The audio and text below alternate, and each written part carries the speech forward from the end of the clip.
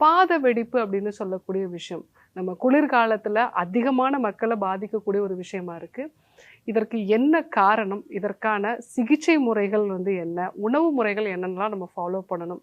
எல்லாருக்குமே இந்த பாதத்துல வெடிப்பு வந்துச்சு அப்படின்னா, அது பித்த வெடிப்பு தானா? இந்த விஷயங்கள பத்தி தான் நம்ம இன்னைக்கு பார்க்க இருக்கிறோம்.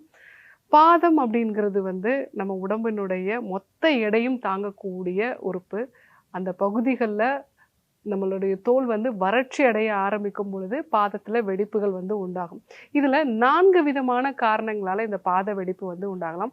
முதல் விஷயம் நெறைய பேருக்கு வர்றது இந்த குளிர்காலத்துல நம்ம பாதத்துல இருக்கக்கூடிய தோல் வந்து வறட்சி அடையுறது. ஸோ அந்த வறட்சி அடையும் பொழுது அங்க வெடிப்பு உண்டாகிறது ரொம்ப காமனா பார்க்கலாம். இதை ஏன் பித்த வெடிப்பு அப்படின்னு சொல்றாங்க? நம்முடைய சித்த மருத்துவத்துல வந்து பார்த்தீங்கன்னா, நம்ம உடல்ல பித்தம் அதிகமாகும் பொழுது கல்லீரலுடைய அந்த செயல்திறன் வந்து கம்மியாகும். ஸோ கல்லீரலுக்கும், பித்தத்துக்கும் நிறைய சம்பந்தம் வந்து உண்டு. ஸோ கல்லீரல்ல பாதிப்பு வரும்பொழுதெல்லாம் எங்கெங்கெல்லாம் அதனுடைய அறிகுறிகள் தெரியும்னா, நம்மளுடைய கண்கள்ல வந்து தெரியும், தோல்ல வந்து தெரியும்.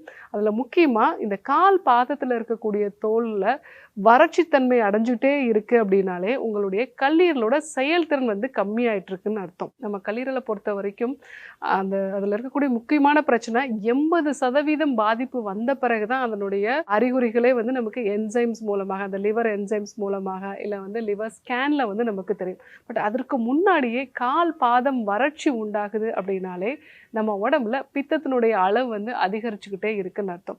ஸோ சரியான இரவு தூக்கம் வந்து இல்லாம இருக்கிறது, அதிகமான அளவுக்கு ப்ரிசர்வேட்டிவ் சேர்ந்த உணவுப் பொருட்கள் வந்து நம்ம எடுத்துக்கிறது, டாக்டரோட அனுமதி இல்லாம பெயின் கில்லர்ஸோ இல்ல ஆன்டிபயோட்டிக்ஸோ நம்ம வந்து எடுத்துக்கிறோம்.